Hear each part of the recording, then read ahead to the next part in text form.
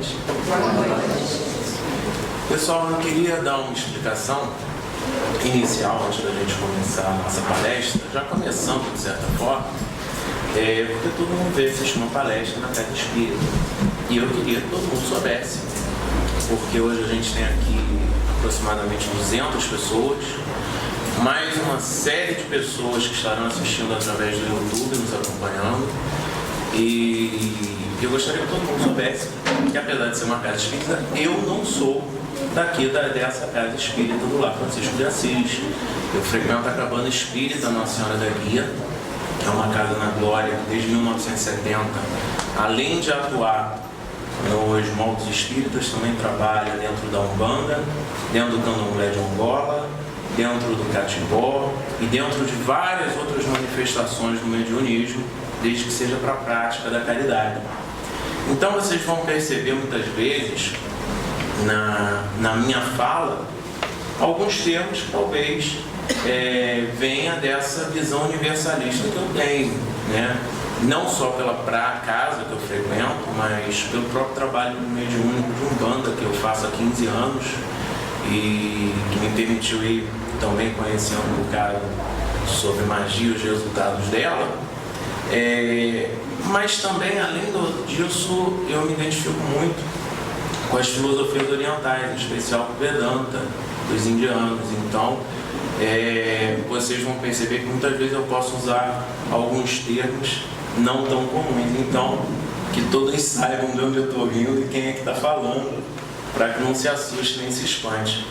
Peço também para não se espantar, se eu passar um pouco rápido por alguns pontos específicos. Como assim?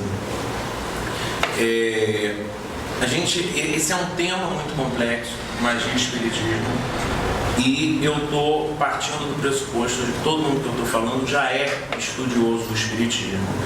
Então tem certos conceitos que a gente talvez passe um pouco rápido, como onda mental, aura, forma de pensamento, egrégora, perispírito, umbral ou a própria Umbanda. Então no final eu vou passar para a direção da casa a bibliografia que eu usei como referência para que quem sinta essa necessidade possa se aprofundar no estudo e possa ir além nesse sentido.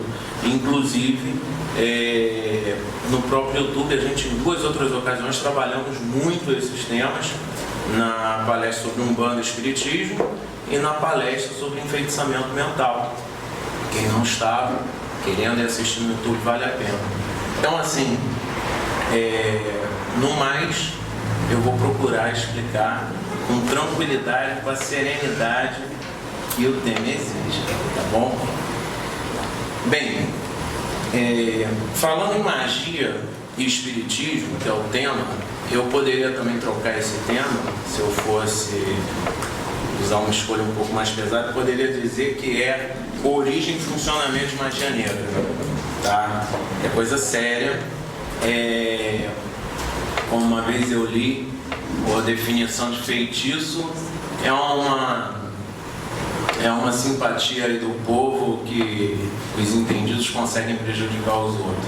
Então, é uma coisa meio na base do não creem las brujas, pero las alazar.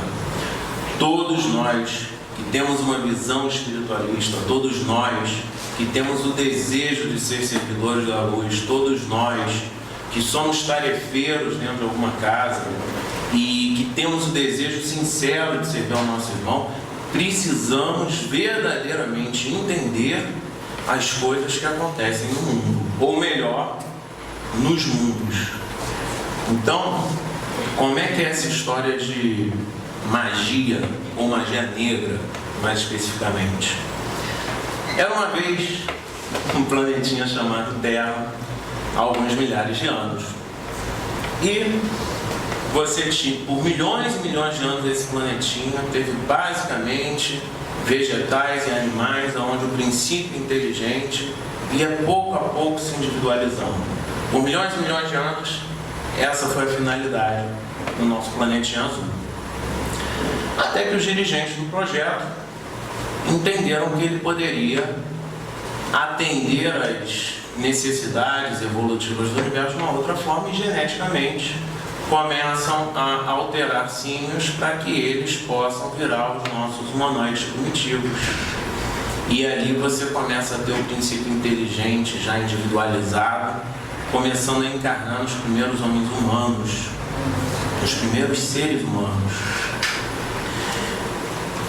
Basicamente, coletores com pensamentos rudimentares e extremamente dependentes do que encontravam para sobreviver. Para contextualizar, eu hoje vi um documentário em que eu descobri até que uma das grandes mudanças que aceleraram a evolução do nosso corpo físico foi a descoberta do fogo, porque o fogo permitiu que esses corpos fossem mais bem nutridos, tivessem uma variedade maior de alimentos, e com isso houveram modificações do corpo, onde houve uma redução do estômago e o cérebro triplicou de tamanho.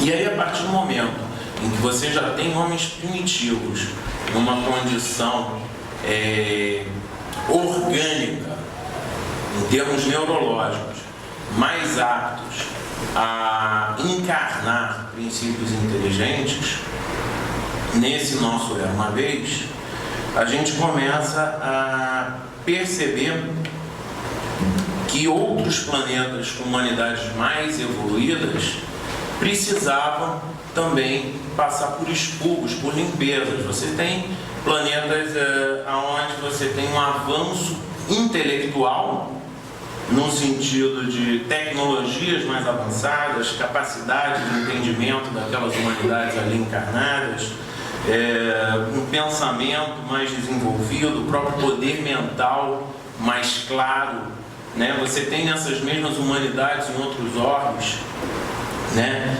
Você tem um avanço também moral, no sentido de capacidade de amar, no sentido de ser mais civilizado, onde você tem a preponderância do coletivo sobre os interesses individuais, orbes onde aquela humanidade que está ali encarnada não tem a intenção direta de causar sofrimento ao seu próximo. Assim como a gente aprende com o Espiritismo e com Jesus, afinal de contas ele falou que existem muitas moradas na casa de meu pai, que assim como o homem vai evoluindo intelectual e moralmente, assim também são os orbes, são os planetas. Isso não é novidade para nenhum estudante do Espiritismo. E você chega a um determinado momento em que aquele planeta não tolera mais espíritos que não estejam compatíveis com essa grande maioria, e você precisa que estes espíritos sejam deslocados para não prejudicarem aquela humanidade ali encarnada. Isso em breve, inclusive, vai acontecer com o nosso planeta, quando ele deixa de ser um planeta de provas e expiações, um planeta de regeneração, um planeta onde a humanidade encarnada não causa mal ao outro deliberadamente. Hoje ainda não é assim, mas em breve será, né? Enfim, os grandes dirigentes da humanidade toda e do universo entendem que unir estes que estão sendo exilados com aquela humanidade primitiva habitante da Terra é bom. E você começa a ter um êxodo, você começa a ter encarnado no meio daqueles homens brutos e primitivos, homens que têm um intelecto e um poder mental muito mais avançado. Porque você pega de um planeta mais evoluído o homem mais atrasado, comparado com o primitivo e o bruto mais avançado, ele ainda dá de 10 a 0. Então, é uma forma do homem ajudar, de Deus ajudar o homem pelo homem, através desse contato entre os selvagens e os exilados. Hoje estamos aqui, né? Alguns naquela época éramos os selvagens, alguns éramos os exilados, mas ainda estamos aqui. A Terra naquele momento, e eu não estou falando de 2, 3, 4, 5 mil, eu estou falando um pouquinho mais de tempo, estou falando do tempo dos grandes continentes, da Atlântida, da Lemúria, quando você está ainda um homem descobrindo que não só o fogo, ele não só passou a ter o domínio do fogo, mas quando ele começa a entender que pode fazer o carvão vegetal, que queima uma caloria maior, e aí ele entrar nas eras do metal, do bronze, tudo isso. Estou falando de eras de 20, 30, 40 mil anos atrás. Uma característica desse planeta Terra, que vai receber esses exilados, é que esse homem selvagem e simplista que éramos, ele não exala muita sujeira mental. Ele não tem como nós hoje em dia, vou dar o exemplo da humanidade atual, com as nossas iras, ansiedades, destemperos, raivas, xingamentos, pressas, ódios, males que a gente provoca nos outros, complexos e nós emocionais que vamos criando, o tempo inteiro nós estamos sentindo e pensando e emitindo ondas mentais.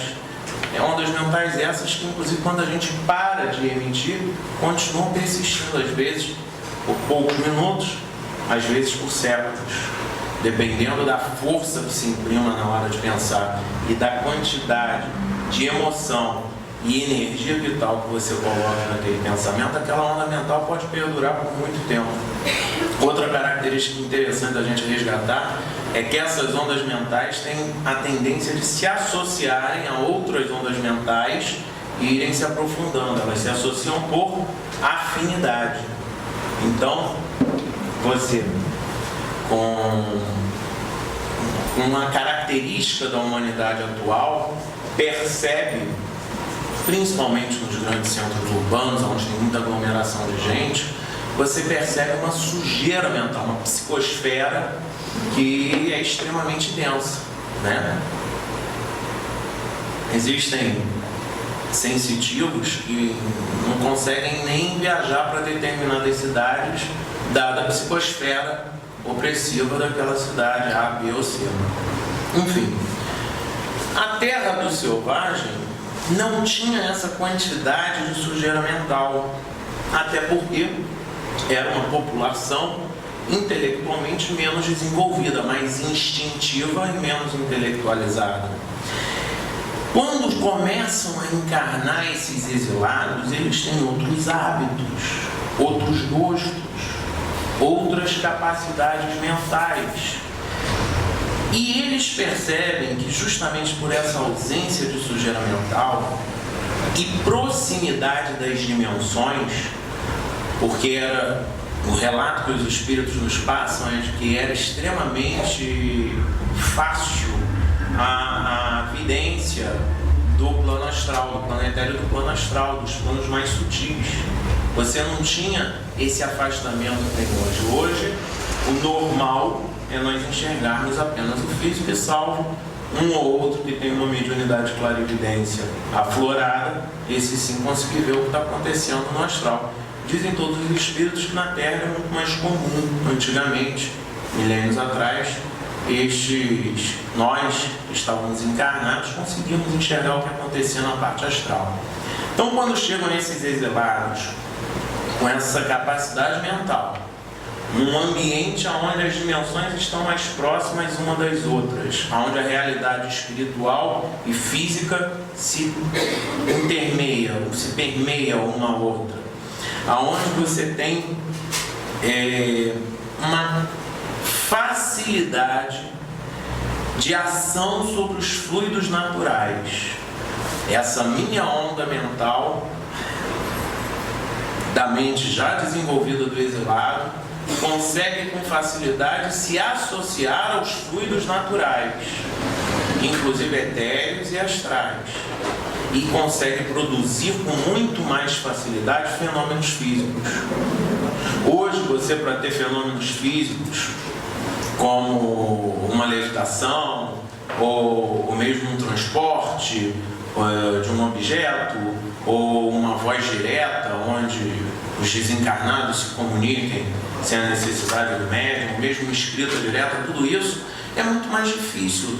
Depende de associar esse fluido natural com uma série de outros recursos. Você, para ter reuniões de materialização, você depende de uma série de elementos que não dependia com tanta frequência, simplesmente porque as características daquela atmosfera eram outra.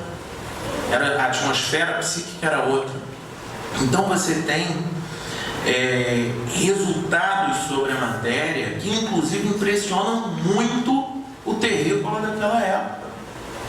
O terrícola, quando de repente vê homens que conseguem fazer coisas que os outros não conseguem de forma extremamente impressionante, trata inclusive estes como semideuses, como enviados do sobrenatural. Então,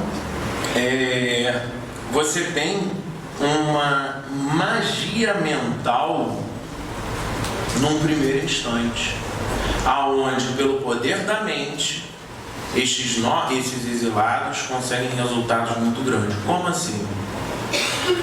Basicamente, se você está falando de magia de efeito físico, eu acabei de explicar de certa forma, o mago, ele pensa a sua onda mental, se associa a fluidos naturais e consegue atuar diretamente sobre a matéria. Se eu estou falando de uma magia sobre alguém, sobre um alvo, aquela onda mental se associa com outras de igual teor, se associa com esse fluido natural, ou prana, como chamam os hindus, e você tem aquele conjunto, aquele enfeixamento indo até o alvo. Chegando naquele alvo, ele tem a sua aura, né? Todos nós temos a nossa energia, a nossa aura, o nosso dupletério, o corpo vital, cada um chama de um jeito. A aura, dupletério e o corpo vital é a mesma coisa, que são as nossas energias que nós estamos o tempo inteiro irradiando, né? Que não são físicas e nem astrais, é uma dimensão intermediária. E a nossa aura, ela é responsável pela interação energética que nós temos com as pessoas e com os ambientes. Por afinidade, eu absorvo pensamentos e energias do ambiente ou das pessoas com quem eu me relaciono. Então, quando chega aquele feitiço mental, todo enfeixado com outras ondas mentais, prana e tudo mais, dependendo da minha característica áurica, eu absorvo aquele feitiço mental ou vou repeli-lo. Simples assim, é por afinidade, exatamente como a obsessão também. Foi quarta-feira a palestra de obsessão? Na outra quarta, que passou há 10 dias atrás, quem veio, acredito que tenha sido dito que a obsessão se dá por afinidade. Então, a gente fala, foi dito aqui, alguém falou. Da mesma forma, a suscetibilidade à magia vai se dar por afinidade. Afinidade de quê? Bem, a nossa aura, ela é extremamente... as características da nossa aura são profundamente influenciadas pelos nossos pensamentos, sentimentos e atitudes.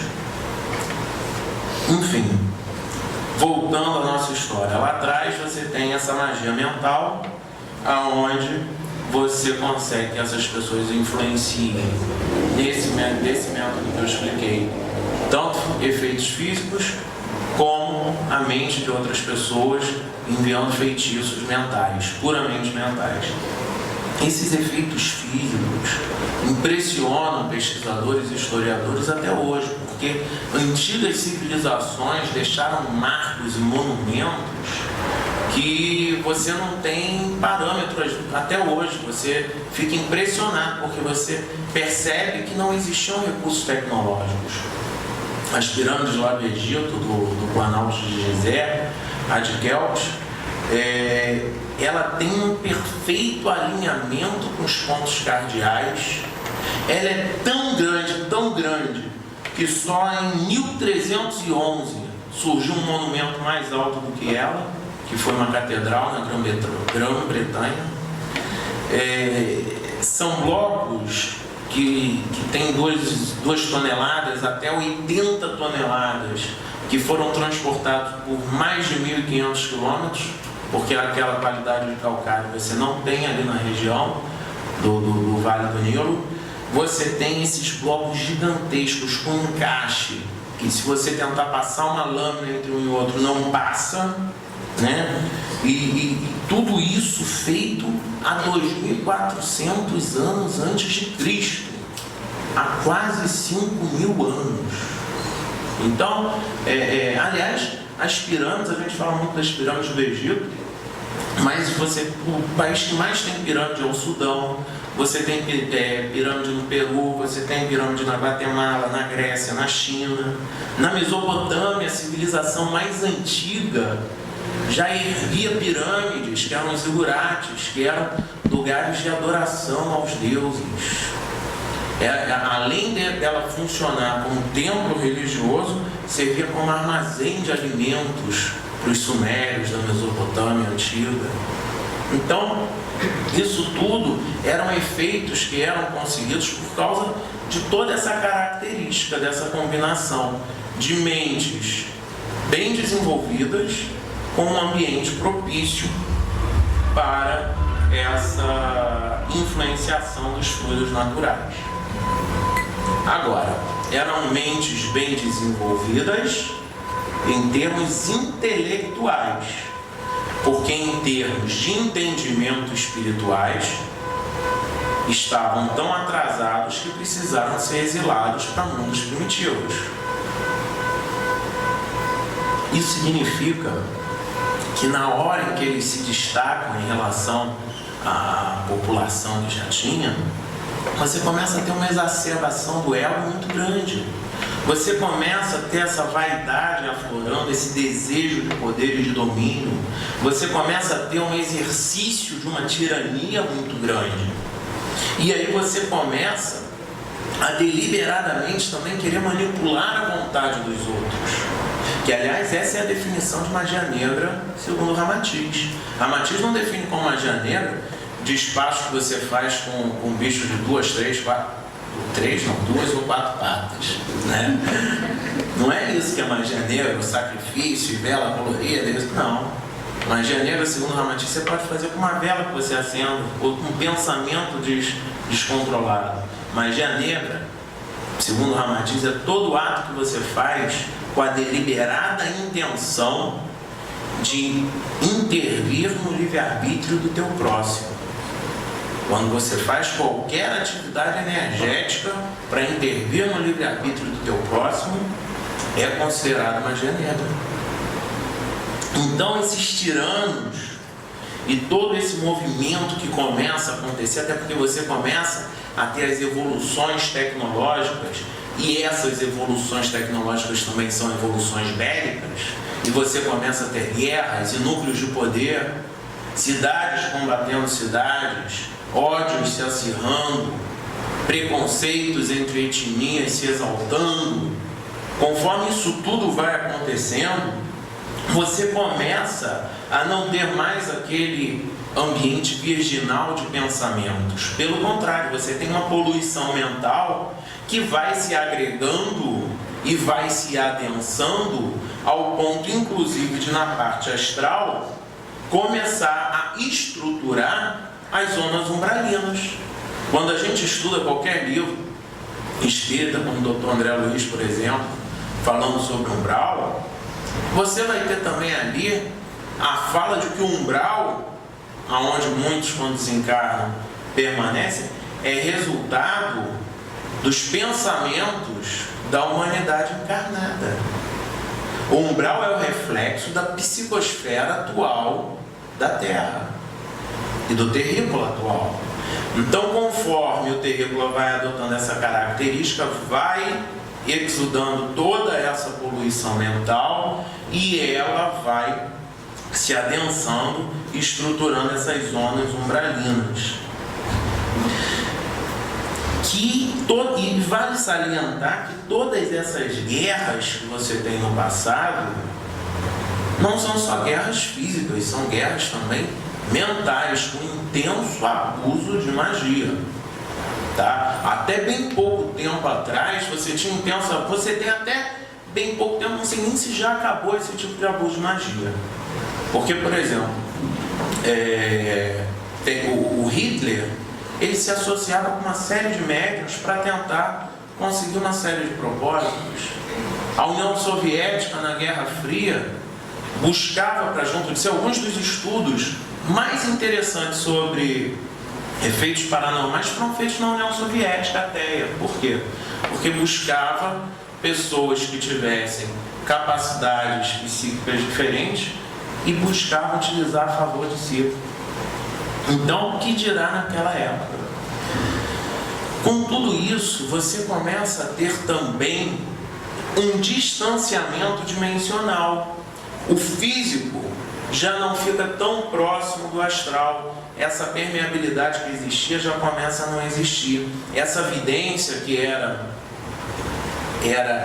ampla e quase que irrestrita, começa a diminuir. Então você começa a ter mudanças no psiquismo daquela humanidade.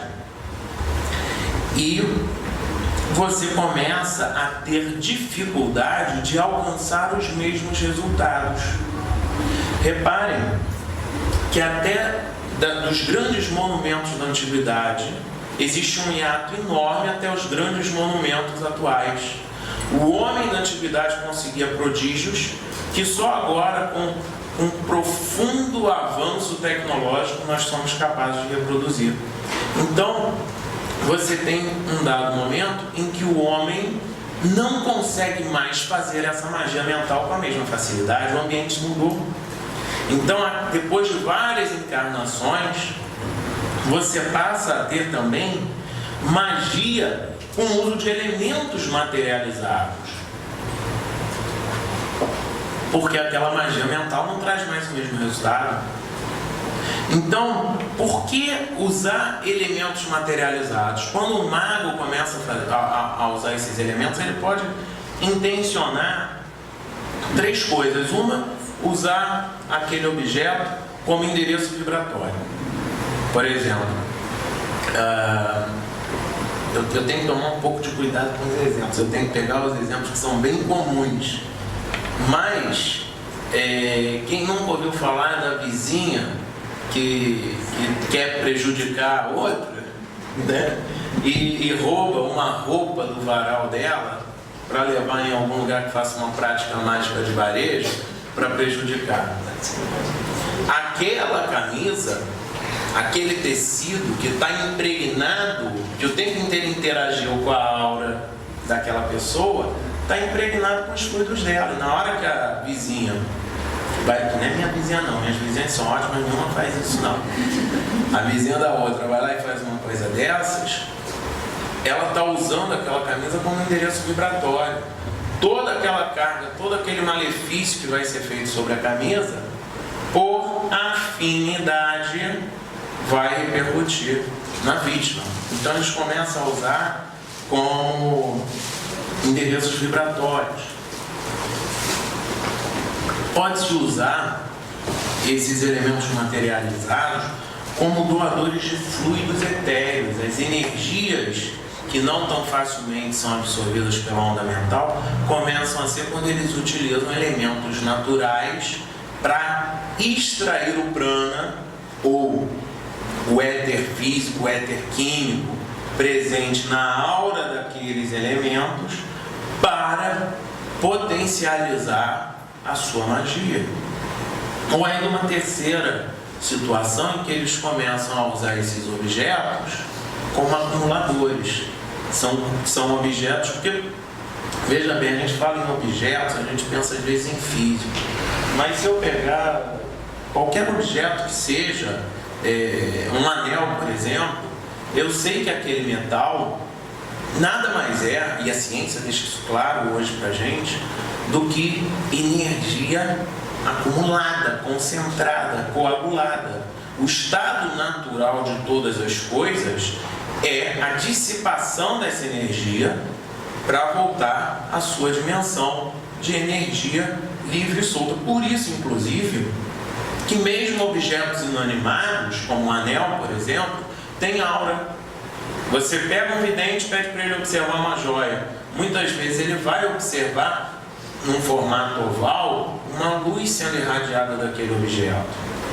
Muitas vezes você pega uma pessoa com uma capacidade psíquica de pegar aquele objeto e fazer a leitura de eventos que já aconteceram onde aquele anel estava presente. Aonde que isso ficou registrado? Que energia é essa que está sendo exudada e vista pelo clarividente? É energia do metal físico? Não. É a sua contraparte etérea ou a sua contraparte astral que fica com esses registros. Então, quando ele vai usar um objeto, pode ser, sei lá, uma espada, como um acumulador energético para a hora de fazer os seus feitiços, ele está ali nada mais, nada menos do que atuando na parte etérea, para que quando ele fizer os seus feitiços, aquele tanto de energia também siga e ele consiga resultados maiores. Então vocês vejam até aqui o que a gente está falando, que a coisa já não está muito boa. E eu ainda estou falando de 5, 6 mil anos atrás. A coisa não está muito legal. Quem estuda espiritismo há mais tempo, entende lei de ação e reação, já deve estar aí com o cabelo em pé. O negócio é o seguinte: para piorar isso, você tem algumas dessas pessoas que praticam a magia negra parando de reencarnar. Nem todos reencarnam e passam pela terapia do esquecimento. Alguns resolvem ir contra as leis naturais e forçam o máximo possível para continuar na dimensão astral. E aí você começa a ter estes magos encarnados, por associação, por afinidade, se unindo a magos negros desencarnados. E aí você começa a ter também desenvolvimentos de rituais e de usos de símbolos. Ritual é uma coisa que a gente não gosta muito de falar em casa espírita. O pessoal tem um pouco de medo de falar de ritual. A gente é cheio de ritual na casa espírita, né? Tem água fluidificada, tem isso, tem aquilo, mas a gente tem um monte de medo de falar de ritual. Gente, ritual, seja da prática religiosa que for, um dos objetivos dele, principalmente se a gente está falando de magia, de algum lugar onde se pratica magia, é disciplinar aquela mente. Que a base de tudo não é a onda mental. Quando a pessoa se envolve num ritual, numa repetição pré-programada, não é porque aquilo vai ter um resultado efetivo, mas aquilo vai fazer com que o mago concentre a sua mente e direcione, gerando ondas mentais mais poderosas. Isso pela associação de magos encarnados e desencarnados. Você começa a ter também esses desencarnados que são verdadeiros tiranos. Eu vou usar de novo esse termo, porque a perversidão que eles alcançam não permite usar nada menos do que isso. Eles começam também, pela sua força mental, a dominar desencarnados. E ele começa a ter sob o jugo dele, esses magos negros desencarnados, uma série de pessoas que se deixaram dominar e que são comandarilhos ou pessoas que são verdadeiros escravos das sensações materiais, que seja por uma troca, por uma influência mental, se permite manipular e ser liderado. Então, quando você começa a ter essas magias, você começa a ter, muitas vezes, um enxame de obsessores sendo mandado para cima do alvo. Veja bem, a gente tem aquela mente que está irradiando o malefício, né? Você tem ela sendo potencializada pelos rituais e pelas emoções. Você tem aquele encarnado que é egóico, que está ávido por caminhos mais rápidos para saciar os seus desejos, buscando esses recursos. Ele irradia aquela onda mental. Ele associa outras ondas mentais. Ele associa uma energia etérea de um elemento materializado. Ele usa um acumulador para aumentar ainda mais esse resultado. Ele, por afinidade, se conlui com um mago desencarnado. Junto a isso, junta todas as energias astrais, mais um enxame de obsessores. Tudo isso em cima do alvo. Que é uma pessoa que, se tiver uma brecha áurica, vai absorver esse presentinho. O presentinho chega cheio de mosca. Agora, também tem um detalhe, pode fazer o que for. Se a pessoa não tem esta brecha áurica, se ela tem uma devida conduta de pensamentos e sentimentos, ela não vai absorver nem a influência dos obsessores e nem essa onda mental que a gente está chamando de feitiço. Agora, se ela tiver uma brecha, a coisa fica um pouco mais complicada. E o que acontece? Que é um ponto que eu quero chegar. Isso vem perdurando desde a antiguidade até os tempos atuais. Muitos dos que hoje estão aqui já tiveram contato e oportunidade de agir, de fazer uma mandinga, uma simpatia, um feitiço. Com que propósito? Muitos dos que aqui estão, e só na dimensão física nós somos mais de 200, mais um tantão de desencarnado que está aqui acompanhando a gente. Muitos de nós no passado, assim que tivemos a oportunidade, usamos desses recursos para ir contra o livre-arbítrio do nosso próximo. Então, o que eu quero chamar a atenção, um dos objetivos dessa palestra, é chamar a atenção para o perigo de se fazer magia negra. Não interessa se você está sacrificando um bode com esse objetivo, se você está acendendo uma vela, ou se você de forma irada está projetando aulas mentais sobre o teu irmão. Porque você pode ter tudo isso, todos esses elementos que eu falei que constituem uma magia. Se você não tiver o mais importante, que é a onda mental direcionando, nada acontece. Agora tire todos esses elementos e bote um pensamento raivoso, bem direcionado e repetitivamente sendo enviado contra uma determinada pessoa. Meu amigo, a coisa esquenta. Só que esquenta para o alvo, sim ou não, depende da sua constituição espiritual. Mas para quem emitiu aquele pensamento desequilibrado, com toda certeza. Porque se eu faço uma magia contra o meu irmão, quem é a primeira pessoa a se envolver com essas energias? Sou eu. Qual é a primeira aura a vibrar em afinidade com esse tipo de coisa? É a de quem? A minha. Qual é a aura que inclusive vai ter isto marcado e que se torna suscetível nessa vida ou em vidas futuras receber o mesmo tipo de vibração? É a minha. Então, independente até do resultado que se alcance, praticar este tipo de ato, mesmo por pensamentos, pode ser muito perigoso, só por isso que eu já falei. Mas se você começar a pensar no tipo de espírito desencarnado com quem você vai estar se associando, são ditadores sem nenhum valor moral, que despreza completamente a vida humana, não dá valor nenhum à vida humana, sem valores espirituais. Gente, ficar devendo favor a bandido, desculpa o termo, mas é ficar devendo favor a bandido. Você pode simplesmente, olha, tinha um negócio que eu botei aqui, que eu estava em dúvida se eu ia contar ou não. Eu vou contar. Eu não sabia se devia ou não, mas vou contar para vocês. Recentemente a gente fez um atendimento lá na Cabana Espírita, na parte de Umbanda, de um cidadão que recebeu um enfeitiçamento e que ele estava indo para uma situação deplorável. O feitiço que foi feito foi trabalhinho de amarração. A criatura, né, com autoestima baixíssima, achou que deveria tentar influenciar ele energeticamente para se relacionar com ela. A criatura fez isso. A criatura desavisada.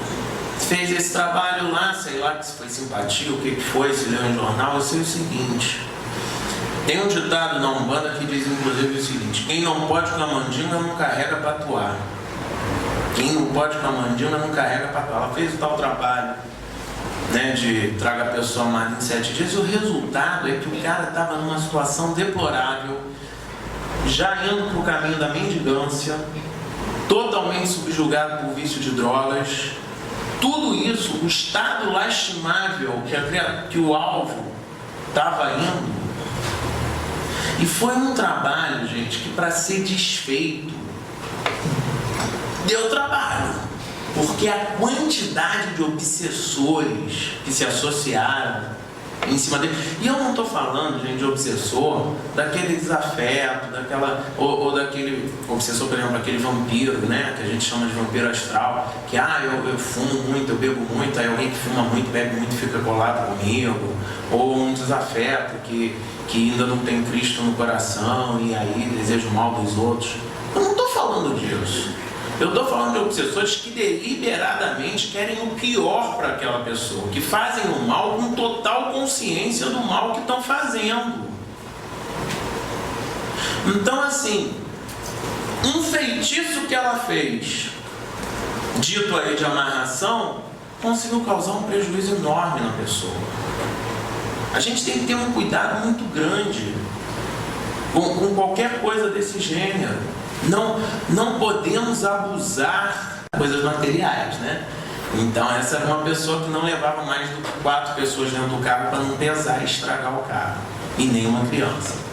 A mãe da criança ficou muito aborrecida e na hora, né, eles estavam em Búzios, na praia, ela ficou tão chateada, que ela deu um tapa ela estava dentro do mar, na água, ela deu um tapa em cima da água e disse: mas eles também então não vão chegar. Gente, eu conheço essa senhora, eu posso dizer para vocês que é uma pessoa boa. Ela é uma pessoa boa, trabalhadora, inclusive espiritual. Ela faz trabalho, ela ajuda em trabalhos mediúnicos de caridade muito bem. Mas por um apego emocional, o filhinho, e vendo aquela situação, se descontrolou. O resultado é que ela de carona, fazendo baldeação de ônibus, chegou primeiro do que os outros que estavam de carro. Porque o carro quebrou no meio do caminho e foi um problema seríssimo. Então você vê que uma pessoa, qualquer um aqui, pode se ver numa situação fazendo um feitiço, fazendo uma magia contra o próximo, sem querer, por um descontrole emocional. E isso é extremamente perigoso. Porque no caso dessa senhora, o que aconteceu? Foi a onda pensamento, junto a isso uma emoção forte, todo aquele fluido etéreo do mar, tudo isso se associou, juntou com outras ondas mentais por afinidade. O alvo tinha fragilidade áurica, até porque essa irmã, pela história que eu te contei, deve ser uma pessoa extremamente materialista e egóica, e o feitiço pegou.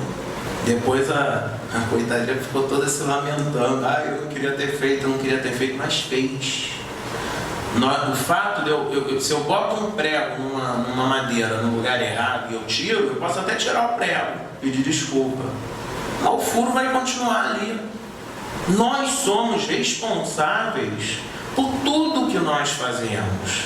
E mesmo se nesse momento a minha consciência não me cobrar por isso, num futuro, conforme eu vou evoluindo e me torno mais consciente, e as leis de Deus estão gravadas na consciência dos homens, quanto mais consciente eu sou, mais eu começo a perceber os meus erros do passado. Isso pode trazer um sentimento de culpa, um desejo de reparação. Muitas vezes você tem espíritos que há séculos não reencarnavam e que pedem para reencarnar a oportunidade de voltar à matéria para resgatar um erro de 3, 4, 5, 6 mil anos atrás. Então, vamos aliviar a nossa mochila, não vamos carregar tanta pedra. Eu conheço 2 senhoras elas também trabalham, fazem um trabalho mediúnico. As duas são médiums, uma é dirigente, a outra tinha acabado de ingressar. E as duas, por uma série de fenômenos que foram acontecendo quando as duas se encontraram, se viram tendo que fazer resgates de quando elas viveram há 4.000 anos no México, em que uma era líder política e a outra era líder sacerdotal. Uma mandava e a outra fazia sacrifício humano. São pessoas maravilhosas, também conheço as duas, são pessoas assim, boníssimas. Aliás, quando eu virar gente grande, eu quero ser igual a elas. Mas há 4.000 anos atrás, elas estavam jogando no despenhadeiro pessoas para oferecer aos deuses. Que deuses? Né? Esses tiranos, esses magos negros do lado de lá. E, em dado momento da consciência delas, elas entenderam que aquilo era errado e começaram a sentir culpa e deram um jeitinho de vir para a Terra reparar. Graças a Deus tem volta, tudo tem jeito. Mas se a gente puder ir pelo caminho mais simples, né? Ninguém quer ir daqui para Rio das Ostras via Rio Bonito. Você até pode, consegue, mas não é o melhor caminho, né? Agora, da mesma forma que eu tenho que me sensibilizar para a responsabilidade dos meus atos, eu também tenho que me sensibilizar para a responsabilidade dos meus atos no sentido de me imunizar, de me neutralizar. Por quê? Às vezes você está trabalhando e tem uma pessoa que é um desafeto, que não gosta de você não vai agradar todo mundo. Às vezes você vai esbarrar com uma vizinha que rouba a roupa para fazer macumba para os outros. Você vai ter esse tipo de coisa. Agora, o importante, assim como você também precisa se imunizar, que a forma de se imunizar é a mesma, para as obsessões. Você tem desafetos que vêm lá do teu passado, que não gostaram de alguma coisa que você fez, querendo te cobrar. Você tem os cobradores também. Então, assim, como que eu resolvo isso, né? A chave está na aura. A partir do momento em que eu sei que a aura, um dos nomes que ela recebe, a aura, é de corpo vital.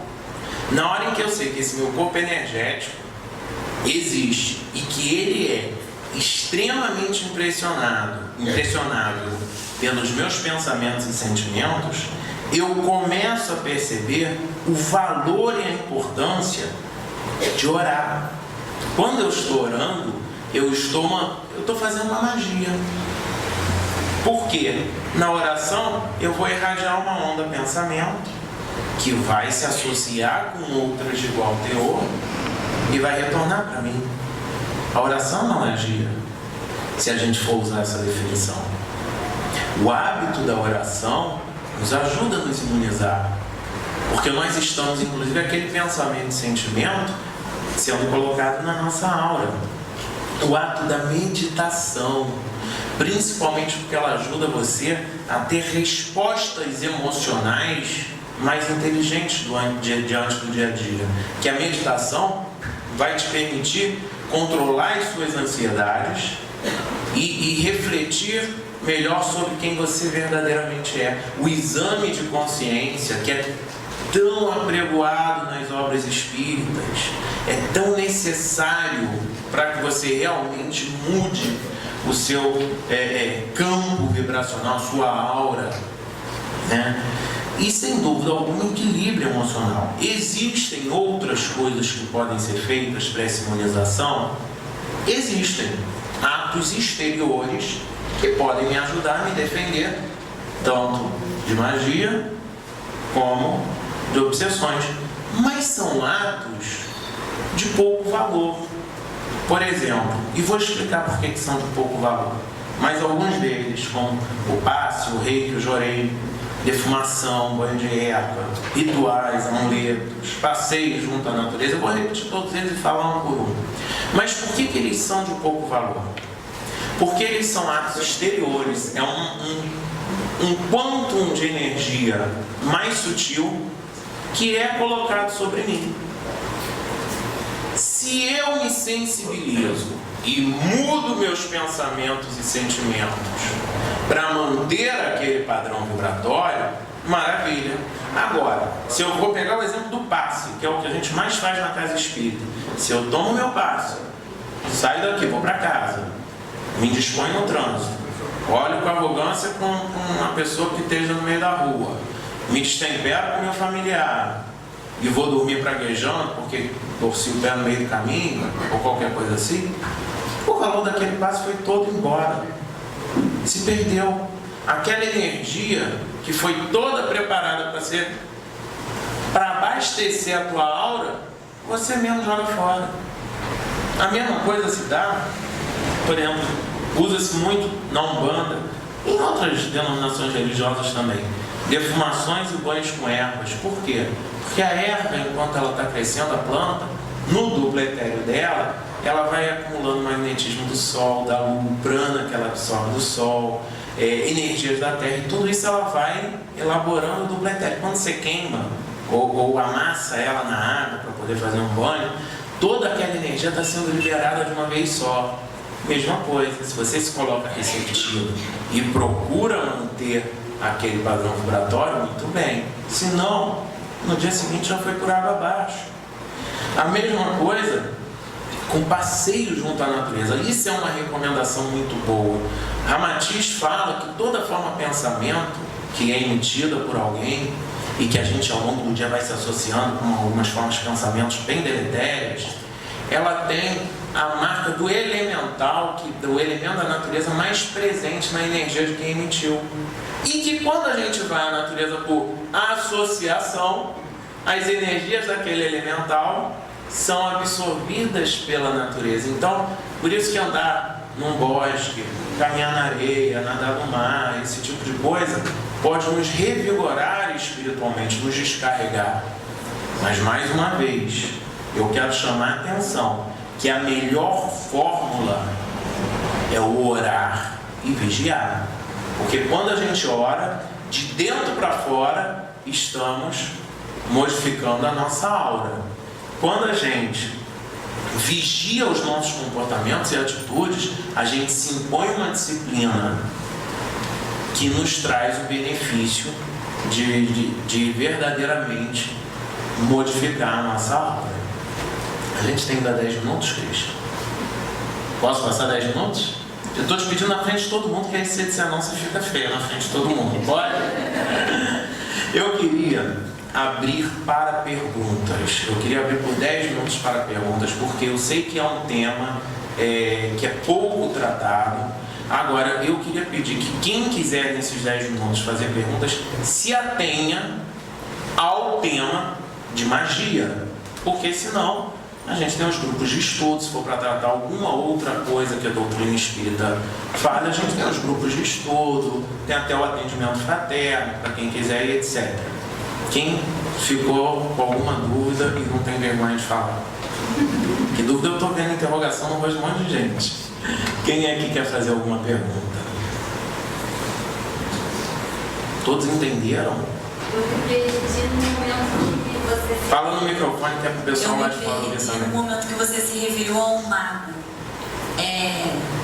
nas nossas palavras, para melhor a gente entender, esses magos seriam, os que chefiam os umbrais, seriam magos também? Com toda certeza, qualquer um que tenha poder. Eu vou até usar o termo mago negro, vamos falar de magia negra. Qualquer um que tenha capacidade mental e use ela deliberadamente com a intenção de afetar o livre-arbítrio do outro, é uma pessoa, é um mago negro. E sem dúvida alguma, essas pessoas que se incrustam no umbral e se cercam de um monte de seguidores, são pessoas que têm muito poder mental e que conseguem associá-lo tanto a energias astrais como etéreas e mentais para prejudicar o outro. Mais alguma pergunta? Claro. A respeito da magia, que você falou que às vezes a gente, sem querer, só um pensamento direcionado ao algo, a gente consegue causar mal a essa pessoa. entendendo que você falou que mesmo que você faça um furo na parede, né, com um tiro no prego, ele fica, mas se a pessoa, por um acaso, sentiu naquele momento que ele fez errado e prejudicou, ele pode fazer alguma coisa para voltar atrás e não aumentar muito os efeitos ou se arrepender de alguma forma?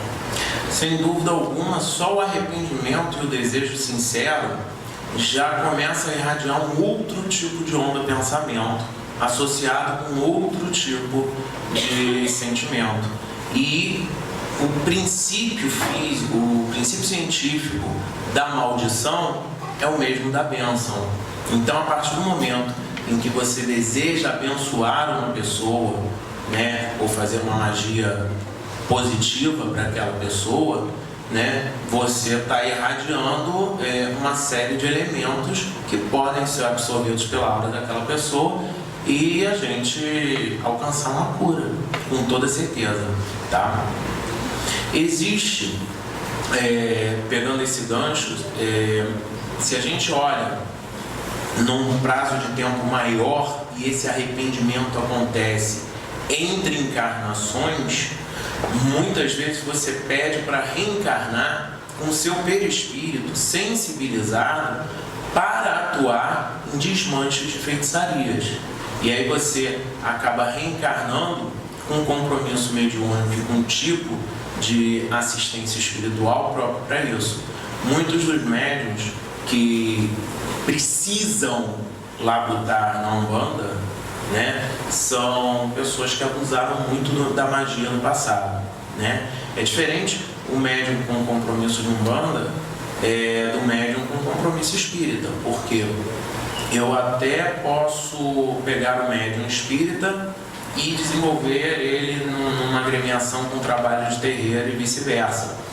Mas o fato é que o médium que vem com essa sensibilidade para desfazer trabalhos de magia negra tem muita facilidade de estudar ectoplasma, que é muito utilizado nesses desmanches. Então, ele pode, se estiver numa outra agremiação, seja espírita, seja de um bom candomblé sério, né, dentro da raiz, ou se ele tiver no Santo Daime, não importa. Se ele vem com essa sensibilidade, ele pode ser muito útil se aquela agremiação, de forma despreconceituosa, né, e não dogmática, entende que tudo que precisa ser feito deve ser feito em prol da caridade, ele pode ser muito útil. Mas quase sempre ele vai se adequar muito melhor na Umbanda, que é especializado. Acaba ele sendo especializado nisso. E do onda ectoplasma conseguindo desmanchar mais facilmente. Sempre dá pra gente consertar a bobagem que faz. Mais uma? Então, eu queria falar sobre essas brechas e sobre permanência. Então, eu estou em oração, orando e vigiando. Mas várias coisas acontecem. Vou dar um exemplo do local de trabalho. Você está ali todos os dias e nesse trabalho você tem uma carga emocional negativa muito grande. Então eu estou vigiando, orando, estou ali, mas vai ter um dia em que vai ter essa brecha, em que eu não vou conseguir me manter em oração e acabo recebendo toda essa carga. Nesse momento, muitas das vezes, eu não consigo nem orar. Eu tento, eu me prostro, mas eu não consigo, por tamanha força. Aí eu fico um grande tempo, eu sei que eu necessito disso, aí eu venho à casa, busco ajuda, mas assim, a minha pergunta será que como é que fica essa questão da permanência? Olha, eu te agradeço muito por essa pergunta, porque eu acho que é aí que entra a importância daqueles elementos de imunização que eu falei que tem valor temporário. Porque se você não consegue fazer isso de dentro para fora, vale sim pedir ajuda de fora para dentro. Então, tanto num caso em que você percebe que absorveu energias deletérias de um ambiente de trabalho ou de onde for, ou de uma pessoa qualquer, ou até que você percebe que nos seus pensamentos está vindo de fora um tipo de pensamento e de conduta que não é teu, que é um obsessor te influenciando, e mesmo assim você não consegue encaminhar sozinho, é a hora de pedir ajuda, né? De você pedir ajuda indo numa casa espírita para tomar um passe, ou até indo num atendimento fraterno, porque a gente tem que ter maturidade espiritual de entender que somos responsáveis pela nossa realidade e temos que nos imunizar, mas a gente também tem que ter a humildade espiritual de reconhecer que precisa de ajuda. Então, por exemplo, você pode tomar um passe. Se a gente está falando, como estamos numa casa espírita, o ideal é o quê? Buscar ajuda no atendimento fraterno. Por quê? Eu posso falar do Lar Francisco de Assis, que é que nós estamos. Seja qual for a tua necessidade, o que precisar de ajuda externa, o lar vai buscar te oferecer. E é o atendimento fraterno que vai identificar. Existem 1000 recursos. Até floral que te ajuda a afetar a tua aura para você não se deixar imiscuir com estas energias, pode ser usado. Então, eu acho que vale muito a pena a gente buscar a ajuda dos mais velhos ou dos mais sábios, né? Se a gente estivesse numa casa de umbanda, eu te sugeri, vai se consultar com o preto velho. Se a gente estivesse numa casa de candomblé, na São Francisco, dizer, olha, faz uma consulta com o babalaô para ele poder te orientar. E aí entra todos esses recursos externos associados com conhecimento para nos ajudar. É atribuído a Jesus um conceito, uma fala, que é: eu sou o caminho, a verdade e a vida, ninguém vai ao Pai senão por mim. Isso, na verdade, é um conceito do Mahaguru, é um conceito dos Vedas indianos, e que diz que, apesar da iluminação ser individual, nós precisamos de um mestre, de alguém que nos oriente. Então, quando Jesus cita o princípio do Mahaguru, ele está justamente falando da importância da associação com grandes almas. Então, assim, até para exemplificar, a hiena na África, ela percebe que quando no lago estão todos os animais bebendo água, antes do elefante chegar, todos se afastam, porque sentindo o cheiro do elefante, até o leão teme e se afasta. O que a hiena faz? Ela se esfrega no esterco do elefante, para que quando o vento soprar, todos os outros animais se afastem dela. Então é muito importante que a gente se esfregue nestas grandes almas e se espelhe neles, para que a gente consiga uma efetiva iluminação. Mais uma última, alguém tem? Não? Então tá, eu queria contar uma coisa, principalmente para os tarefeiros da casa. Essa palestra não ia ser desse tema. Essa palestra eu tinha escolhido um outro tema quando fui convidado para fazer, e de cima para baixo foi modificado. Foi pedido pela espiritualidade que se falasse novamente sobre magia. Então, para os tarefeiros da casa, fica a dica: reflitam e discutam até entre vocês. Por que a espiritualidade deseja que esse tema seja levantado entre vocês? Para quem ainda não é tarefeiro da casa,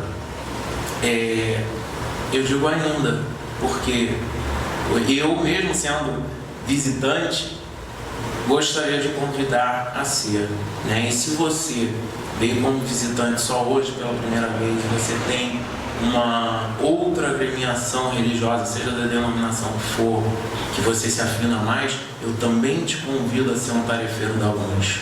Porque, sem dúvida alguma, quando a gente começa a praticar o serviço em prol de quem está à nossa volta, e quando a gente começa a praticar esse serviço de forma desinteressada, isso nos dá uma amplitude de visão sobre a vida. Isso nos permite enxergar que os nossos problemas, as nossas dores, não são tão grandes, porque a gente começa a comparar de gente que tem dores realmente maiores, e ao mesmo tempo a gente começa a ter outras experiências que nos tragam discernimento, sabedoria. Não é à toa que disseram para Kardec que fora da caridade não há salvação, né? Principalmente por causa do impacto emocional que ela tem sobre quem faz. Então, quem não é tarefeiro em lugar nenhum, eu faço o convite, porque sem dúvida alguma, dentro do orar e vigiar e perceber e agir, também vai te ajudar a ser mais imune a influenciações externas. Ok? Fiquem com Deus. Muita paz.